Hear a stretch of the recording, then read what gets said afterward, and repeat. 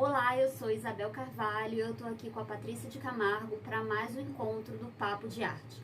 Hoje a gente vai falar sobre diversos textos que estão nesse livro aqui chamado O Mito da Pintura, que na verdade faz parte de uma coleção chamada A Pintura Textos Essenciais, da Jacqueline Lichtenstein. É uma coleção muito legal e que vale muito a pena vocês terem em casa, para quem gosta muito de história da arte, porque vai trazer diversos textos de época sobre diversos assuntos que fazem parte desse universo enorme que é a arte.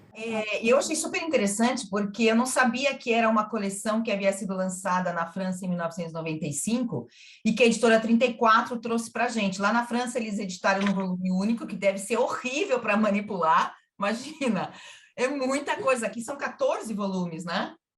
Então, eu acho que a editora 34 fez bem dividir, até porque tem muitos textos de apoio. E pode, quando a gente fala assim, mito da pintura, pode parecer, ai, senhor, lá vem rolo, mas que nada, é aquela ideia de qual é a origem da pintura, não estamos falando não da questão histórica em si, mas essa questão da mitificação no sentido de teve alguma coisa assim que ela veio do nada, que ela apareceu, tal qual a poesia e a música, e esse sentido, é por aí que vão os tiros nesse primeiro volume. Mas tem um eixo, que eu não sei se a Isabel vai concordar, mas tem um eixo aí que para mim é o fundamental, que é todo um trabalho que todos esses críticos e artistas que escrevem aqui, porque cada volume traz textos de diversos, ou críticos, teóricos, historiadores da arte, e também de artistas. E todos eles tentam, de alguma maneira, criar como uma ode, né, uma homenagem à pintura e desvincular a pintura do trabalho manual. Porque isso era um problemão. O artista não podia ter nenhum status quo, assim, não podia estar num nível elevado da sociedade, né? Porque ele trabalhava com as mãos. E quem trabalhava com as mãos estava num nível abaixo, porque o grande trabalho era o trabalho mental, era essa ideia, né, desse mundo das ideias mesmo. Então, eu acho que esse aí é o eixo principal desse volume. Com certeza, essa questão dessa elevação das artes manuais para as artes liberais é algo que vai aparecer em vários textos que a gente vai ler nesse volume, e essa ideia da mitificação da pintura, e junto a isso, a própria mitificação do artista e do processo criativo, né? Ela vai aparecer também nesses textos, e uma coisa que a Jacqueline Lichtenstein fala logo na abertura desse livro, e que vai percorrer esse livro de um modo geral, é a ideia dessa ideia de topos, que ela trabalha, que significa lugar comum. E a gente até chegou a comentar isso no último encontro, quando a gente falou do Michelangelo, e como o Vasari ele cria uma imagem para a gente do Michelangelo e da própria descrição da Capela Sistina, que se mantém, que se sustenta até hoje. Essa imagem ela também vai ser construída, né, nesses textos em relação a outros artistas e a própria ideia de pintura, e vai trazer esses lugares comuns. Então, por exemplo, a vida desses protagonistas, diversas façanhas, diversas anedotas, muitas vezes se repetem. E esses lugares comuns, eles acabam embrenhando, né, embrenhando na nossa leitura histórica e criando esses mitos. E aí, uma outra coisa que ela vai falar também, só para concluir essa observação, é que existem uma retomada, né, e claro, o próprio Renascimento é isso, da Antiguidade Clássica, e principalmente da mitologia. Então, esses mitos que vão sendo construídos dos artistas, eles têm uma conexão com os mitos e as lendas que eram narrados ali sobre artistas e a própria mitologia clássica, né? Então, eles contavam as histórias, por exemplo, referência da pintura no Alberti com a história, o mito de Narciso, por exemplo, e a questão da flor, que Narciso se transforma numa flor, e como se o próprio Narciso, aquela flor, Narciso fosse o criador, né, daquela flor. Então, fazendo uma analogia aí à ideia de pintura e à ideia do próprio artista enquanto um ser criativo, né? Em comparação, o que acontecia, né? Na Idade Média, você tinha muito essa ideia de que somente Deus podia criar, né? Tanto que tem aqui, não sei se a Patrícia leu, aquele texto sobre o manto de... Qual é o nome dela? Esqueci. Deixa eu só olhar aqui, gente. Eu tenho péssima memória. O véu de Verônica. Essa historinha do Jacopo da Varese, que é a Lenda Dourada, ele foi escrito no século XIII, e ele fala nessa passagem, deixa eu só achar aqui para vocês, só para a gente engatilhar aí, que a Patrícia falou um pouco sobre essa Enquanto ideia das a artes. Isabel vai buscando esse texto, essa lenda dourada é super interessante a gente conhecer, porque esse era um frei, depois ele vai ter um cargo maior, aí também acho que dentro da religião e tal, isso eu não me lembro qual é o cargo, ela até fala no texto também.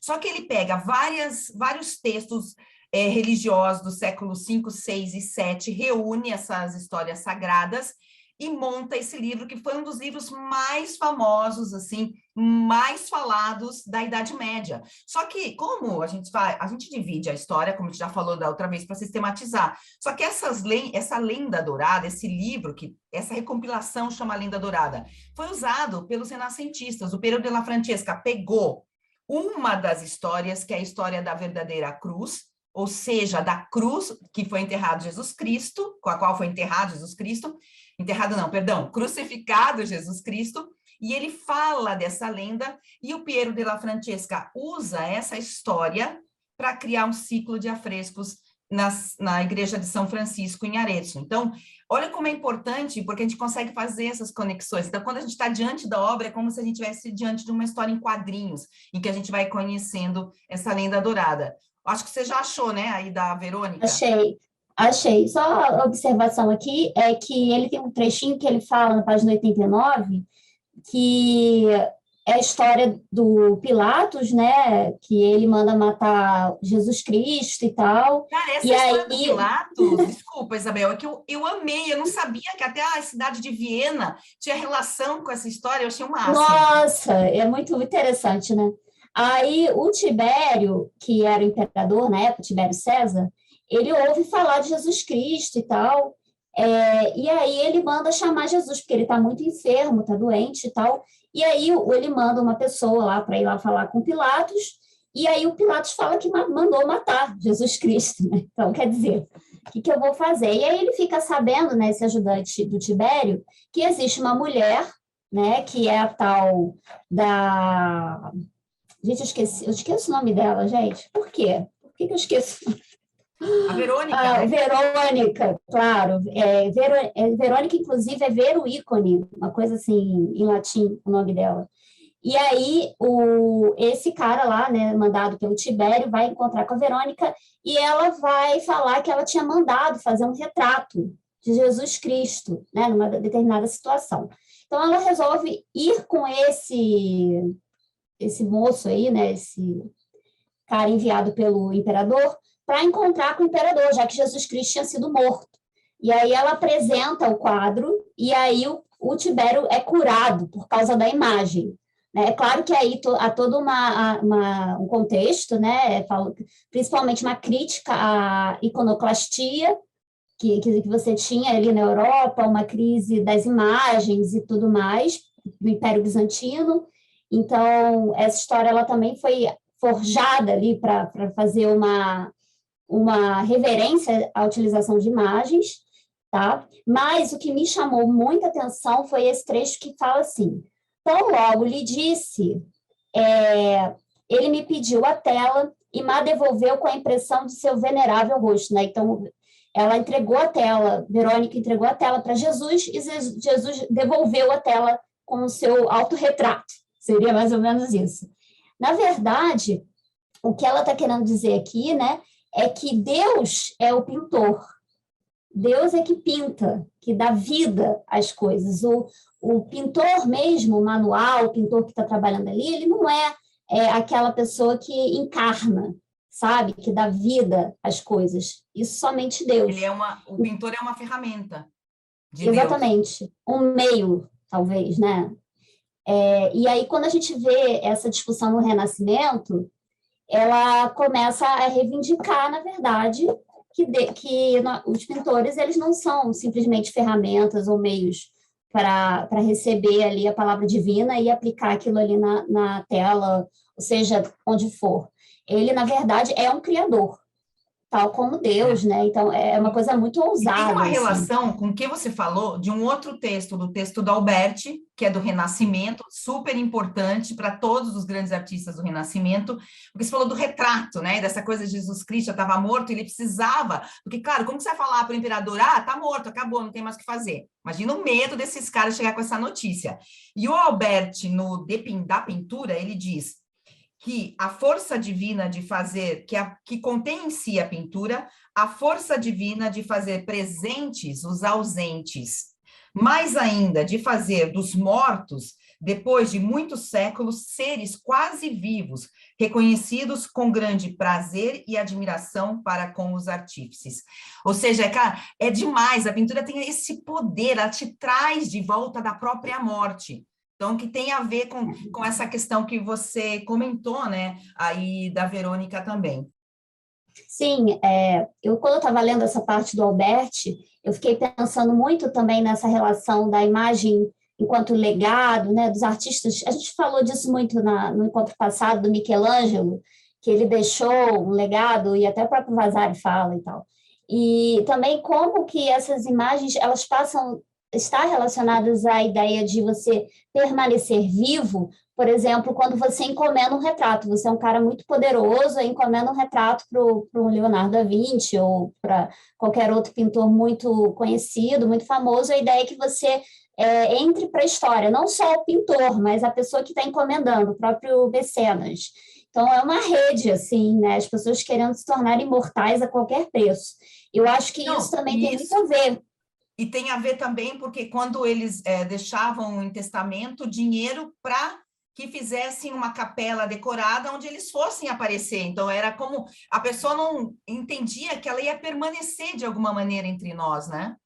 E então, muitas capelas são póstumas. Exatamente.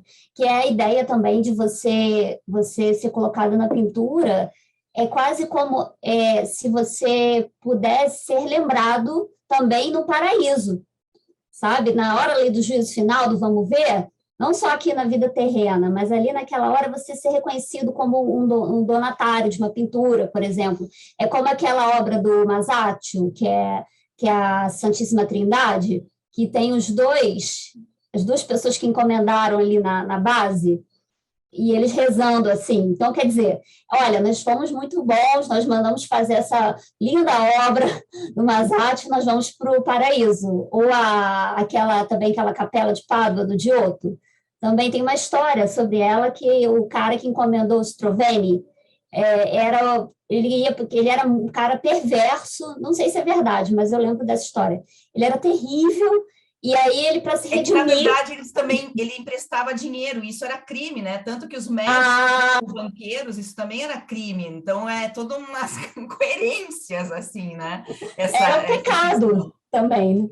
Está tudo relacionado. E isso que você falou já vai para outra coisa que também aparece no texto, que se a gente liga a mitificação com gregos e romanos, né, a mitificação da pintura, que na verdade é só aí um comecinho, porque quem vai estabelecer mesmo vão ser os renascentistas, né, que vão levar mesmo, relevar a pintura.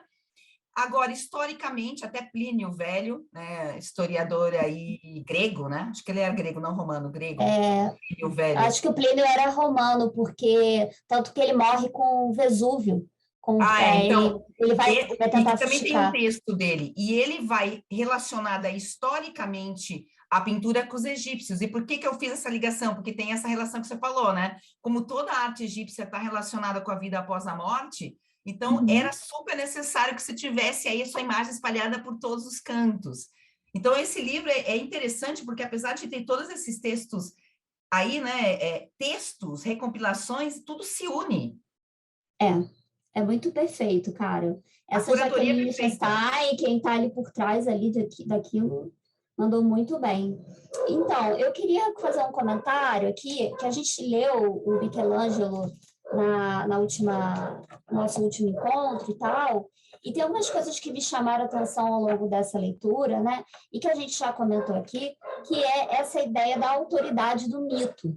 quando você pensa assim, quando você eleva esses artistas, essas pinturas, nessa ideia dessa noção de mito, então de algo inalcançável, de algo milagroso, divino e tal, é quase como se aquilo ali, aqueles artistas se tornassem cânones, mesmo e referências para a história da arte. Então, foi uma sagacidade enorme o que esses historiadores da arte fizeram, escritores e pensadores, porque, por exemplo, a gente tem aqui a descrição da vida do Leonardo pelo Vasari, e ele já começa falando do Vasari assim, ó, vou fazer a leitura.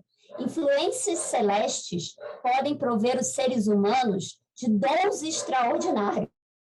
Tá? Trata-se de um efeito natural. Então, o que ele está querendo dizer aqui? Que o Leonardo da Vinci nasceu, nasceu com um dom extraordinário, né? E isso é um efeito natural. Então, é quase como se... É aquela ideia que a gente estava comentando do cara já nascer genial, né? Como se não tivesse nenhuma outra situação ali que favorecesse para que ele se desenvolvesse. Ele pode ter ali um talento para desenhar, o cara tem um bom olho para observar as coisas, enfim. Mas se ele não tivesse tido todo, é claro, né, todo ali o apoio do pai dele, que ele vai falar atrás é Verrocchio que fala? Eu nunca lembro como pronuncia. É, Patrícia? Sim, é Verrocchio. Verrocchio. Uhum. Ele vai, o pai dele vendo que ele tinha aquele determinado talento, vai lá e coloca ele no ateliê do Andrea Verrocchio, enfim. E aí, uma outra coisa que me chamou muita atenção, né, é o fato de que ele foi contando umas histórias que mitificou o Leonardo da Vinci de uma forma que até eu, que fui desmistificando essas figuras emblemáticas da história da arte, por conta da minha relação com a história feminista da arte, eu ainda tenho um encantamento muito grande. Não sei se... eu acho que a gente até estava conversando sobre isso, a Patrícia, que a gente estava procurando artistas para a gente poder falar, enfim, e a gente lembrou que, né, do Leonardo, do Van Gogh, que são artistas que são quase chamarizes, que atraem as pessoas, né? E isso é consequência disso aqui, né? Não do livro da pintura, do mito da pintura, mas desses mitos e dessas imagens que a gente foi construindo ao longo da história da arte. E, por exemplo, a loucura do Van Gogh, essa coisa do Leonardo ele ser um polímata, né? Assim, dele dominar várias áreas de conhecimento, nunca acabar, Michelangelo ser um rebelde, enfim, essas imagens que a gente foi construindo e que traz esse encantamento da história da arte. Por isso que a ideia de autoridade do mito, que ela coloca aqui, que eu acho muito relevante. E é muito também interessante no prefácio que ela vai dizer os aspectos que a história da pintura normalmente abordam, né? Mas ela diz, olho, né? Vale notar que Vasari, o verdadeiro fundador da história da pintura, recorre com frequência a esses dois aspectos, o histórico e o mítico, chegando às vezes a confundi-los nas vidas, sem, no entanto, prejudicar a precisão histórica, que é isso que ele também vai, então, ele vai ser um dos primeiros que vai realmente construir, né, fortalecer essa ideia do mito, e que a gente usa até hoje. É uma loucura. E eu achei também, teve uma história que eu não sabia, porque tanto a nossa edição é de 1550, não tem esse texto, e aqui ela fala, e isso não tinha a menor ideia, que ele começa a ter essa ideia junto com o cara que vai ser depois Papa. Cara, eu fiquei de cara com isso. Eu não sabia disso, que ele surge a ideia do livro a partir de conversas que ele teve em 1543 em Roma, nos círculos dos humanistas, com o cardeal Farnese, que vai ser o futuro Papa Paulo II.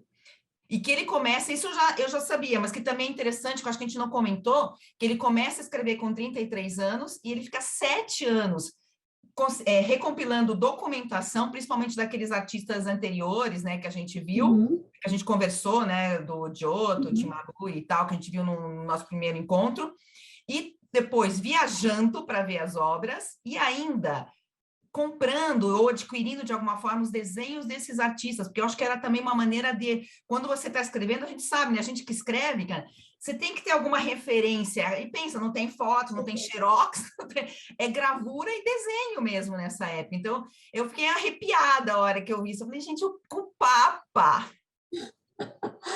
Cara, esse universo, assim, o pessoal os humanistas, eles eram todos da mesma panelinha, né? Todo mundo se conhecia.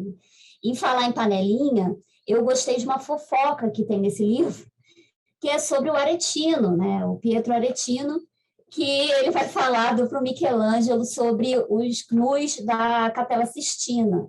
Inclusive, foi uma questão levantada pelo Vasari no texto que a gente leu e tal. Ele se vinga daquele, não sei se era o cardeal, sei lá quem, que entrou e comentou sobre a nudez, e aí ele coloca como Caronte esse cara, né? E aí eu achei curioso... Isabel, a descrição que o Aretino faz do juízo final, gente, isso aí eu pensei, cara, isso aí é um vídeo, a gente fazendo a voz em off, porque é incrível a descrição que ele faz, né? Pois é, porque não tem como. Você vê que ele tenta ali fazer uma crítica, mas é impossível, né? Meio que é aquilo que a gente estava falando.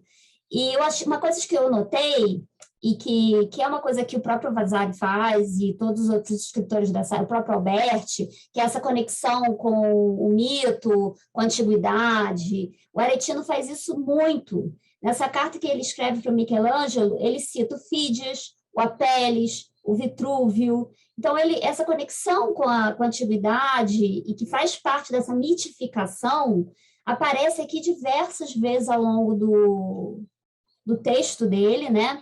Então, é uma conexão com artistas míticos, então é uma forma dele mitificar o Michelangelo também.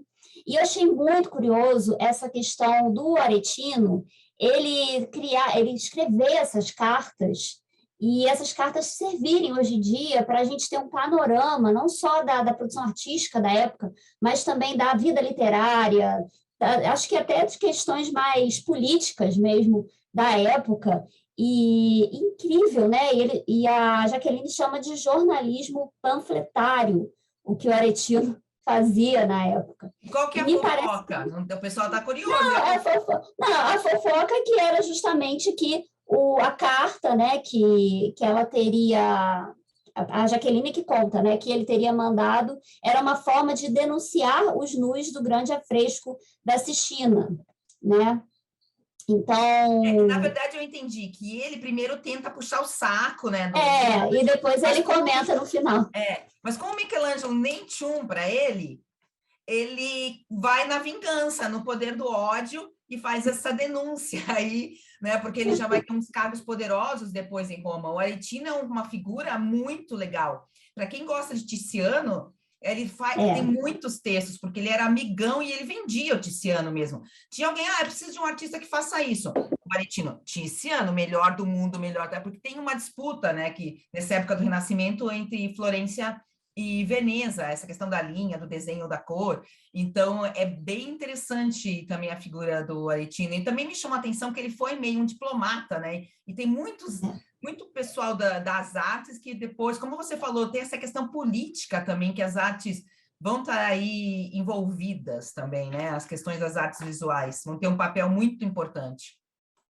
Com certeza. Eu quero muito ler esses textos do Aretino, né? E ela fala como foi compilado, né, essas cartas dele, e como isso tudo se perdeu depois, enfim. Mas, inclusive, o Lodovico Dolci, que eu comentei na aula passada, né, que seria uma espécie de rival do Vasari, na questão de teoria da arte da época, ele vai publicar o diálogo da pintura intitulado O Aretino.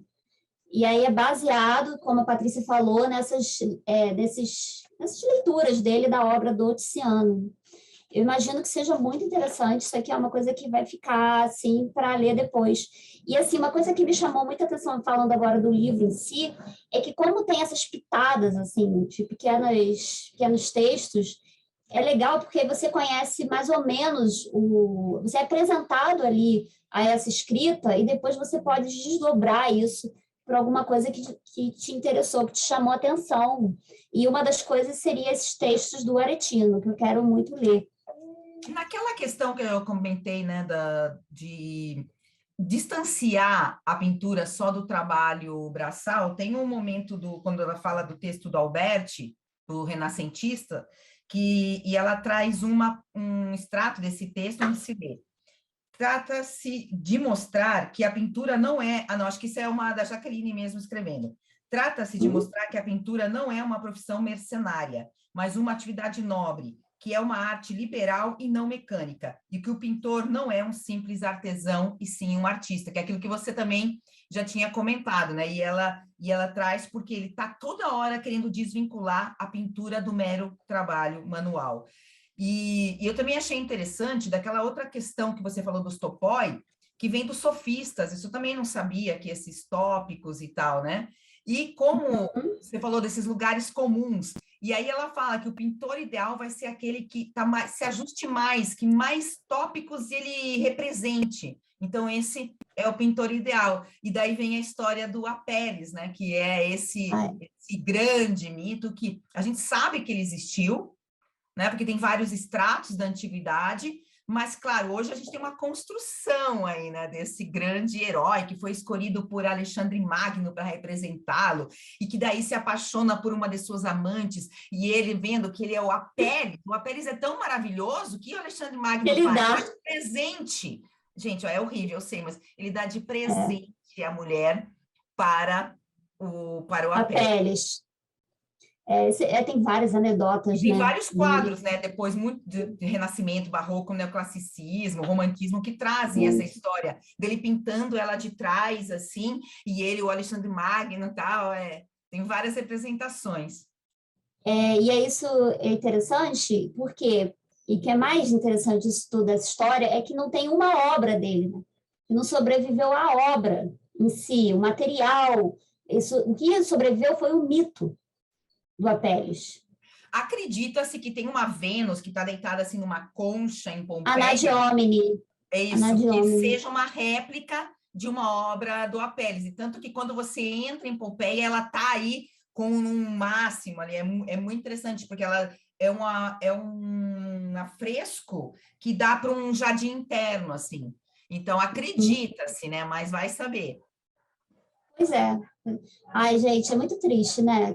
Mas, assim, que bom que tem a escrita também, porque é uma forma de você tornar aquela obra de arte de uma certa forma perene, que ela continue existindo, apesar de a gente não ter ela visualmente com a gente. Cara, essa discussão é excelente, tanto que esse mito do Apelles, ele vai ser tão, assim, tão presente na história da arte, que muita gente que eu já estudei, né? Eu não lembro exatamente quem vai falar esses mitos, mas, por exemplo, a relação do Tiziano com o Carlos V vai ser muito comparada à relação do Apelles com Alexandre Magno. Então, aquela história do Carlos V se abaixar para pegar o pincel pro Tiziano, que ele deixa cair. Cara, esses mitos, eles são assim, mostram muito essa reverência das pessoas diante da arte, mas também do artista. Então, essa mitificação, ela se concretiza, ela se solidifica para a gente de uma forma que traz essa visão muito romântica que a gente tem. Eu contando essa história, por exemplo, na sala de aula, né, que o Carlos V se abaixou e fez reverência a Michelangelo para pegar o pincel, as pessoas ficam extremamente emocionadas, sabe? E a gente não sabe se isso é verdade. Isso pode ter sido simplesmente uma invenção. E essa ideia, agora eu estava pensando, quem sabe essa ideia dos pintores oficiais, né, que todos os nobres vão ter seus pintores, já pode ser essa ideia de trazer essa referência mesmo também, né? Porque quando o Alexandre Magno chama o Apelles, essa coisa como se ele é o pintor oficial, a imagem dele, ele quer, porque ele era muito quisquilhoso, assim, não sei como que é a palavra, como que é a mesma palavra, assim, ele controlava tudo, né? Inclusive, ele queria controlar a sua imagem, então ele escolhe a dedo esse artista. Então, eu estava pensando que, quem sabe, essa figura dos pintores oficiais também tem essa referência a essa história, né? Essa lenda. Ah, com certeza. A pele, e também isso que a gente está falando, né? Se você pensar, o Renascimento é o momento em que a gente vê essa construção do mito, né, essencialmente. Então, e o Renascimento nada mais é do que a retomada na Antiguidade Clássica. Então, se naquele momento já havia esse interesse por mitificar, por criar essas histórias e fazer com que elas permanecessem, no Renascimento se ganha muita força, Mas ainda eu sabe? acho que é mais forte ainda, porque daí os É, artistas, eles vão estar empenhados também nesse papel e nessa construção, sabe? Muito mais, eu sei. acredito. Eu acho que é aí, tanto que é quando se constrói todo um cânon que vai durar 500 anos até que começa aí no final do século XIX ser quebrado. Mas para um cânon que durar tanto tempo, Eu acho pensa. que dura até hoje. Não, dura, mas vamos dizer que tem aí. Você agora tem mais, É, tem vários agora, né? São vários cânones é, que a gente pode tal, mas é muito forte até o final do século XIX. E por com isso eu certeza. queria fazer aqui um convite. O Renascimento é essencial para você quer saber de arte. No meu clube de membros do YouTube, eu estou fazendo uma imersão no Renascimento, usando como base o livro do Vasari, mas não é. É um curso leitura. Você pode ler o Vasari se você quiser ou não, porque eu apresento os principais artistas das páginas que a gente define cada mês, num encontro ao vivo que dura de 1 hora e meia. E o primeiro encontro é agora no dia 2 de fevereiro, e vão entrar naquilo que todo mundo ama, que é o auto-renascimento. Então, esse fica aí meu convite para você entrar. É super acessível, custa R$ 24,90 por mês. Faz mais de um ano que eu não vou no Brasil, mas eu acho que não paga nem um cinema, né? R$ 24,90. Não sei. Ah, não, não. Aqui, Então, uma pergunta. Mas depois a pessoa pode entrar no meio do clube, assim, no meio do mês, pode, depois, do dia pode. 2. Só que os vídeos só ficam disponíveis por 30 dias. Então, se você quiser ter a visão geral, você tem que entrar agora, nesse momento. Até porque no primeiro encontro, eu vou resumir, Isabel, todo. Bom, estou tentando, né? Porque tá uma loucura esse que eu me propus. Resumir a primeira e a segunda parte do WhatsApp. Nossa, caraca.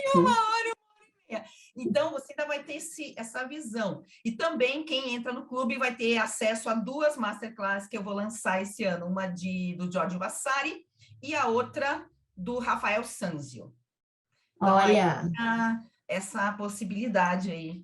Você entrar, porque maravilha. esse é um movimento que a gente já viu que vai definir aí anos e anos, séculos e séculos da nossa arte ocidental. E é uma forma de vocês complementarem, né? Todo o conhecimento que vocês estão pegando aqui pelo nosso podcast, nossos encontros. Uma ótima oportunidade, Patrícia. Então, gente, eu queria fazer um comentário aqui sobre o texto do Leonardo da Vinci. Não sei se Patrícia concorda comigo, mas você reparou que é uma frase só? O texto todo? O texto do Leonardo mesmo está falando, né? Isso, isso. Ele uma frase só. Ele vai descrevendo a pintura ideal. É um É um parágrafo. parágrafo. O caráter divino da ciência da pintura faz com que a mente do pintor se transforme em uma imagem da mente divina. Aí ele começa a descrever. E aí a questão toda que é mental, a pintura, o que vale mesmo. E isso é bem interessante, porque depois vão ter movimentos contemporâneos, que é isso, né? O que vale é a ideia. A arte conceitual, o que é? O que vale é a ideia. Isso. E a gente estava comentando aqui sobre a questão de como que a pintura ela vai se tornar, então, essa imagem da mente divina. Quem tem a mente divina? O pintor, certo? Então, ele vai ali elaborar na sua imaginação todas essas imagens da natureza. Aqui, eu acho que uma coisa que eu achei muito interessante que eu estava lendo, é que me parece que já entra alguma coisa de claro escuro, sabe? Na própria descrição que ele traz dos dilúvios. Essa imagem que ele vai trazendo da natureza e do vento que golpeia as vagas, enclausurando e aprisionando embaixo dele, rasga e divide o vento, sabe? Me passa uma coisa muito dramática da imagem. E me lembra também, tem me lembra mais barroco do que Renascimento, do que Renascimento. Me lembra um esboço que o Leonardo tem, que é daquele quadro, acho que é da Adoração dos Magos, que ele não chegou a terminar, e aí tem os cavalos, e ele vai construindo uma imagem em cima da outra, sabe qual que é? E aí fica uma coisa meio em movimento, que traz essas imagens sobrepostas, e que, para mim, quando eu estava lendo isso aqui, me veio aquela imagem na cabeça, sabe? Essa questão dele sobrepor esses desenhos. E a gente até falou isso, acho, no último encontro, sobre como o desenho do Leonardo... Não, isso que você falou de sobreposição tem tudo a ver com a técnica dele, né, do esfumato, que são capas e camadas e camadas e camadas, camadas de tinta transparente aí, super trabalhadas. Na Mona Lisa, acho que chegam a ser 18 camadas de tinta. Caraca, 18? 18. Ele ficava muito tempo, né, fazendo um quadro. E até no texto que tem aqui da vida do Leonardo, o próprio Vasari justifica por que ele não termina as obras, né? Você não achou ótimo? Ele mesmo fala, não é que ele é o sem vergonha que recebe, não. É muito bom. Cara, tem uma coisa aqui que eu queria só comentar, que me chamou muita atenção, que é aquela ideia de que o Michelangelo é o limite do divino, que nem o Leonardo, que é divino, pode ser tão divino quanto o Michelangelo. Tem um trechinho que ele fala que foi realmente um ser admirável e celeste, Leonardo, e teria tirado um grande proveito do saber e da erudição se não fosse tão caprichoso e instável, sabe? Então, ele meio que joga o Leonardo na vida terrestre, assim, ele joga lá no celeste, mas depois devolve para o terrestre, falando que ele é caprichoso e instável, e dando todos os status de divino ao Michelangelo. Para mim, aqui, isso fica bem claro, sabe? Uma coisa que eu queria comentar, e que a Jacqueline Lichtenstein fala, e que isso é algo que a gente já comentou aqui sobre essa ideia de você ter esses lugares comuns ao longo da história da arte, é a questão da universalidade, que é isso, essa ideia que a gente já comentou de você retomar, por exemplo, a referência dos artistas da antiguidade como Apelles, e aí essas anedotas, esses lugares comuns, eles retornarem em diversas narrativas sobre artistas. E uma coisa que eu estava lendo é esse livro aqui, O Polímata, do Peter Burke, que ele fala sobre Leonardo da Vinci, né, como esse polímata, que é o quê? É uma pessoa que domina diversas habilidades. Então, ele não fala só do Leonardo, ele vai também citar, por exemplo, a Susan Sontag e outros intelectuais aí que se especializaram não numa coisa, mas em diversas coisas. E uma coisa que ele vai falar aqui, especificamente sobre essa ideia de universalidade, é sobre, por exemplo, o Albert. O Burke, ele dá o exemplo do Albert como esse cara polímata. Tá? Ele vai falar que o Albert ele tinha uma característica individual versátil, que dominava todas as belas artes, além de exercícios físicos, como equitação, o salto e o arremesso de lança. O cara fazia de tudo. Não há como verificar suas reivindicações de proezas físicas, mas alguns de seus contemporâneos ficaram impressionados com o alcance intelectual de Albert. E aí ele cita um humanista chamado Cristoforo Landino, que perguntou retoricamente: que ramo da matemática não lhe era conhecido? Geometria, aritmética, astronomia, música, e na perspectiva ele fez maravilhas, que nada mais é do que as artes liberais. Se você pensar bem, geometria, aritmética, astronomia, música, e o Albert é o principal defensor dessa elevação da pintura para as artes liberais, né? Porque ele próprio, enquanto artista, enquanto intelectual, ele dominava todas essas áreas, ele era um polímata. Enfim, e aí esse texto do Peter Burke, ele tem um capítulo chamado A Era do Homem Renascentista, em que ele vai falar sobre o mito da universalidade, que é justamente o que a gente está trabalhando aqui no nosso podcast de hoje, Então, é muito bacana para quem quiser complementar aí esse assunto. Inclusive, ele vai Isabel, falar... e ele usa Fala. polímata com o mesmo sentido de homem, que a gente às vezes usa, né? Ah, esse é um homem renascentista, era como homem. Ele usa no mesmo sentido a palavra polímata e homem renascentista? Não faço ideia. Eu ainda não li o livro todo, então não tem como É que não, que eu fiquei te pensando dizer. nisso, se quer, porque quando você falou do polímata e quando o pessoal fala, eu não li esse livro, tá? E me dá essa ideia que é como a expressão que a gente usava muito, né? Ah, esse daí faz de tudo, é como um homem Aham. renascentista e tal.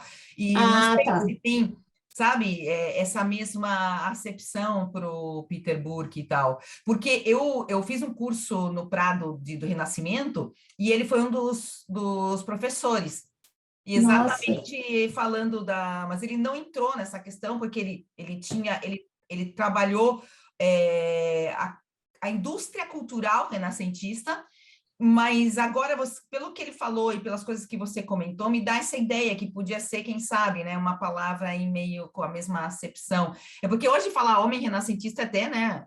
Porque não uma é mulher estranho. renascentista, então pode ser que seja um termo assim até mais acorde com a nossa sociedade atual, né? Mais de acordo com a nossa sociedade atual.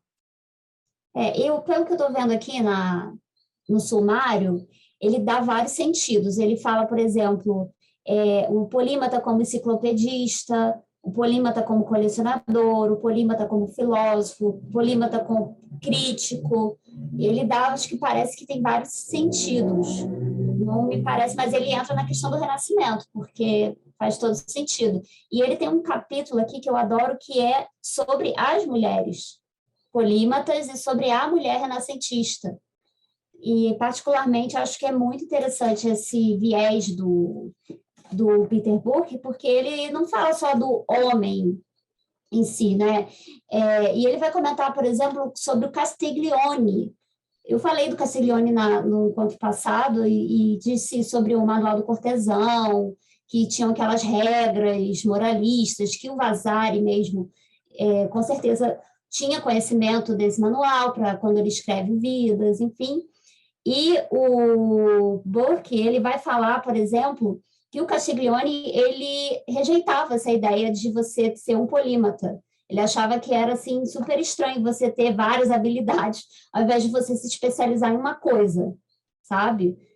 Então, tem essas discussões, eu acho muito, muito bacana, e ver como é que esse tema do mito da pintura, ele se desdobra por várias outras conversas, assim. É Nossa, o infinito. Castiglione já tinha uma visão mais neoliberal, né? De cada um no seu, assim, Na nossa. sua caixinha. É isso, se você pensar bem, né? Ele estava querendo ali, por exemplo, a mulher ela tem que fazer determinadas coisas ali no âmbito doméstico, enfim, ela não pode pensar além daquilo, sabe? Ela tem que ficar ali limitada daquilo que ela foi destinada também. Não vai ficar aí, vai ser pintora, artista, profissional, mãe, dona de casa, sabe? Milhões de coisas ao mesmo tempo. Hoje em dia a gente tem 1 milhão de possibilidades. Eu acho que todo mundo, de certo modo, tem esse. Pelo menos, eu tento buscar diversos conhecimentos. Eu tenho a minha profissão, eu tenho a minha atividade, mas eu me interesso por outras coisas, por exemplo.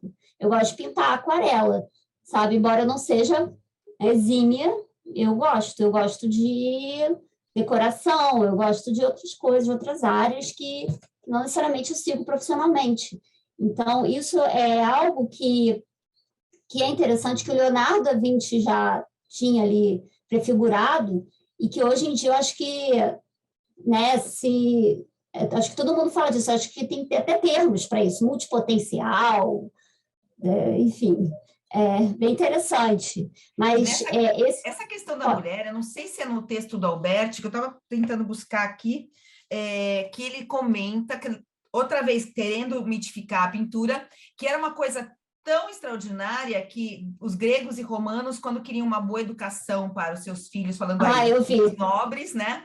Eles aprendiam geometria, acho que é astronomia, não, e Não, geometria, música e pintura. E que, inclusive, as mulheres, era como uma coisa assim, gente, é como até as mulheres nobres aprendiam pintura, de tão necessária. E tem mais uma coisa que é horrorosa, que por lei, eles proibiram os homens, os escravos, de aprenderem pintura, porque é uma coisa tão nobre que não podia estar aí, não podia ser acessível aos escravos. Que eleva o espírito, sabe? Alguma coisa assim nesse sentido. É como o Castiglione, é a mesma coisa, esse manual do cortesão e esse que o Albert cita, é basicamente a mesma coisa. Também era muito bem visto que a mulher aprendesse a pintar, a nobre, mas não ser profissional, não levar isso para a vida pública, é ficar ali só no quartinho dela, prisioneira ali, fazendo suas pinturinhas. Tanto que nem assinavam, e por isso hoje muitos quadros são atribuídos a homens, porque elas não assinavam. Porque imagina uma mulher assinar? Impossível, nossa. Você vê, esse mito, ele que a gente tem aí por trás desses artistas homens, ele é tão consolidado que a gente esquece da existência completa das mulheres. Ele se sobrepõe de uma forma, assim, que até hoje, assim, muito difícil você falar, sabe?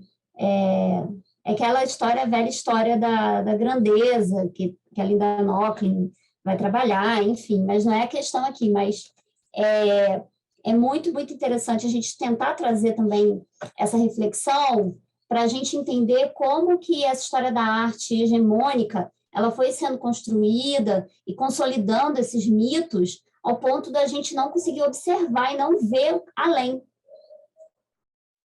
Pelo menos, eu comecei a perceber isso, conforme eu fui estudando e tal, né?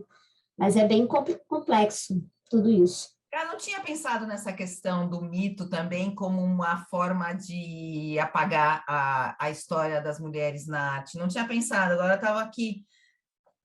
E muito interessante, como que elas não estão dentro desse topói, né? Elas não estão dentro desses lugares comuns, então fora.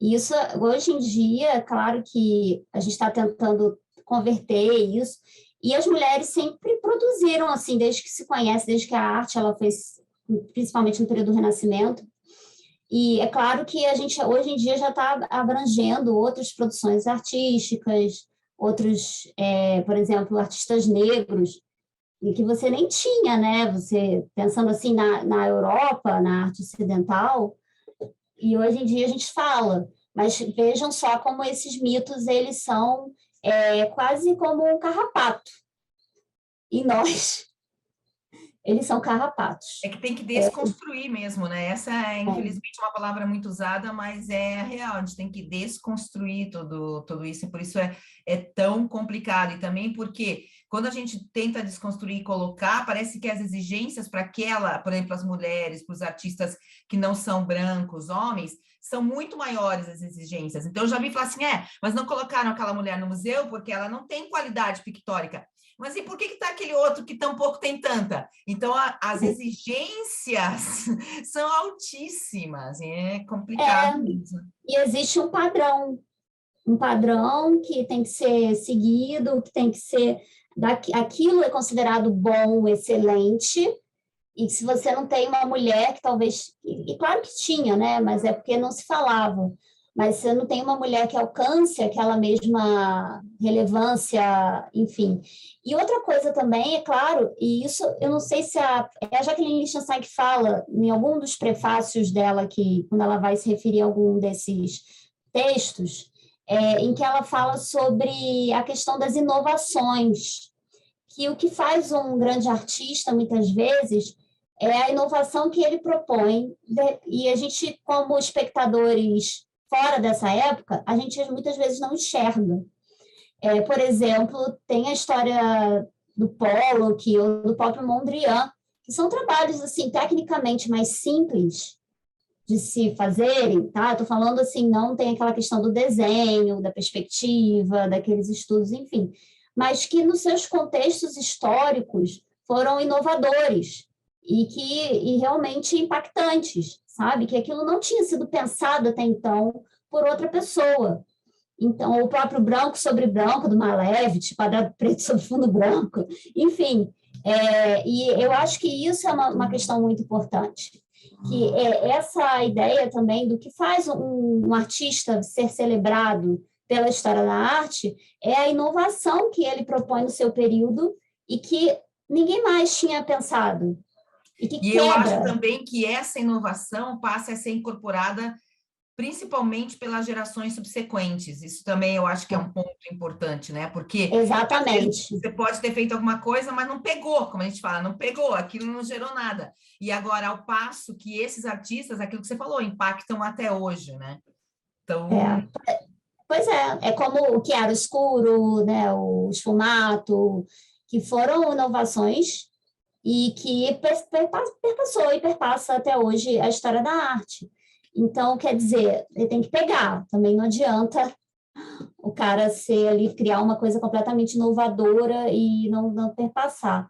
Enfim, mas eu acho que isso é muito interessante, essa questão do mito. E eu falei das gerações subsequentes, porque às vezes na própria geração ninguém entende, né? Então, mas a que vem depois, usa. Exatamente.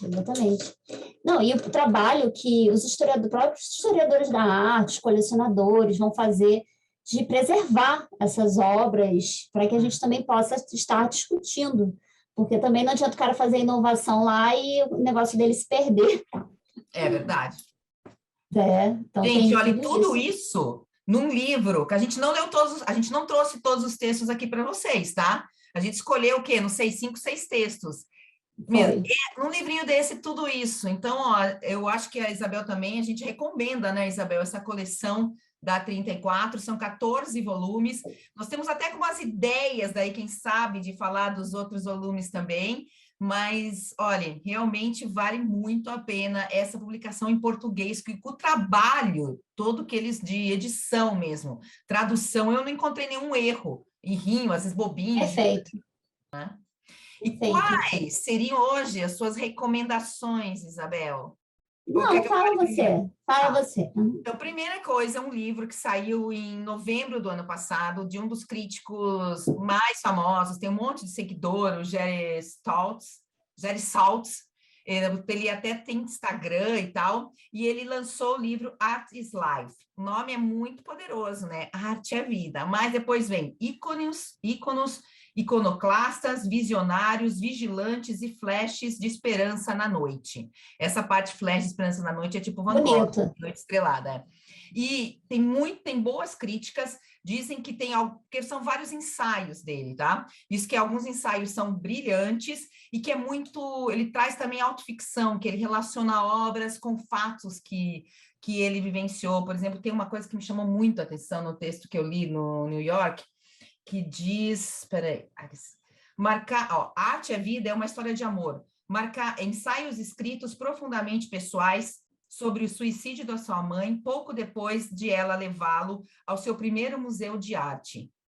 Eu falei, gente, né, essa relação, acho que é por isso que ele tem esse título aí, né, Arte é Vida, que a gente até estava rindo antes de começar a gravar, porque é um nome assim, né?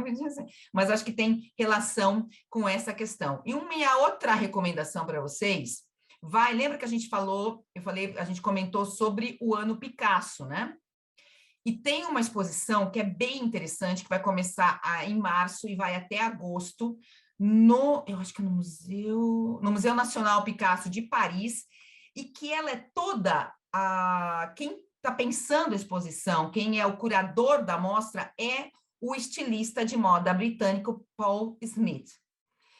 Então, tem que ser muito divertido entrar numa exposição curada aí, que tem toda essa curadoria realizada por uma pessoa que não está relacionada diretamente, mas a gente sabe, né? Não pode ter que a arte e moda estão sempre relacionados.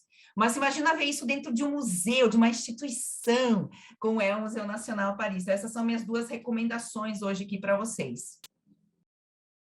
Então, gente, eu queria recomendar primeiro na verdade, é uma série de exposições e uma programação sobre arte indígena, que vai rolar no MASP ao longo de 2023. É uma programação sobre arte indígena, vai rolar ao longo do ano inteiro, tá? Então, você vai ter a exposição da Carmésia Emiliano, chamado Árvore da Vida, de 24 de março a 11 de junho, no primeiro subsolo.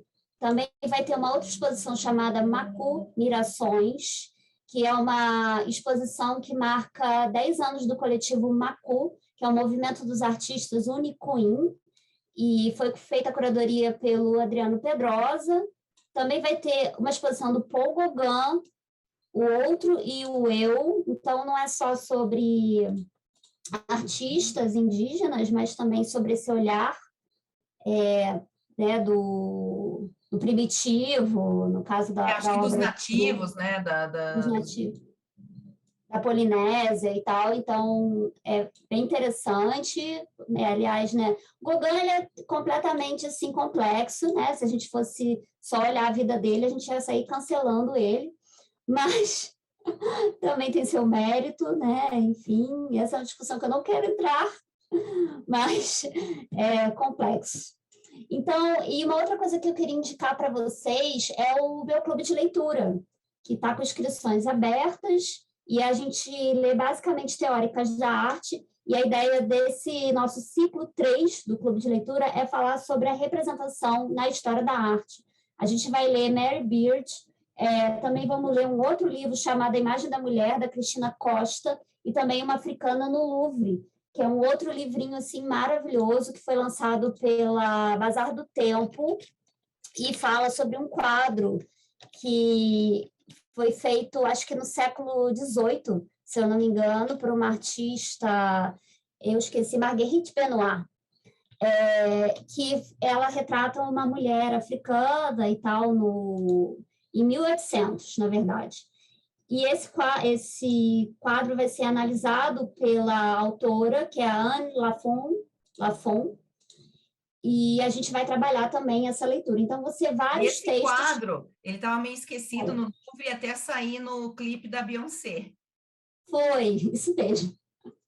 Isso mesmo. Então, a gente vai falar sobre a questão da representação e a gente sempre lê mulheres. A ideia é a gente pensar numa história da arte construída por mulheres. Então, de todos os jeitos. É claro que a gente também vai discutir aqui representação de poder, porque eu acho que isso é uma das questões principais quando a gente pensa na questão da arte.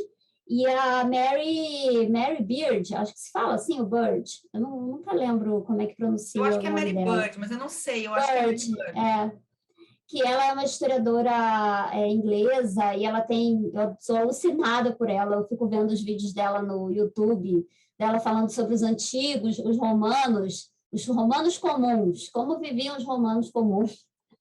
E ela tem esse livro que foi lançado pela Todavia, chamada Imagem do Poder.